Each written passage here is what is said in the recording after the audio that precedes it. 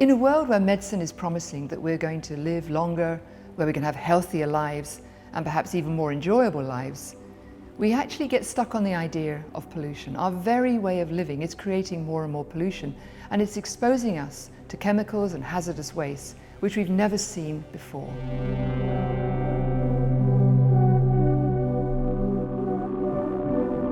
What can we do about it? Well, if you live in a very well-developed country, you can fix it. You can use technical innovation to kind of clean up and rely on people to do their bit.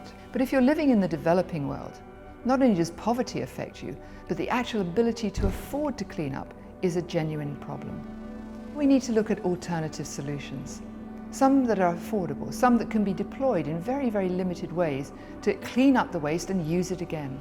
So there's a small but growing revolution of people who have had ideas, had scientific ideas, and been able to translate that into something which they can manage in a very, very simple way. For example, collecting waste, collecting plastics. What do you do with it when you collect it? Well, here in a developed world, there's no problem. We have all kinds of factories that can deal with that. But can we find a way in a very small village where you have a big pile of plastic? What you can't afford to do is just bury it. And so we need ways to chop it up, turn it into 3D printing thread, and make something useful, even if it's just another bucket. That kind of thinking, that life cycle thinking, is what's going to reduce the inequality and the burden of exposure of pollution, even to the poorest.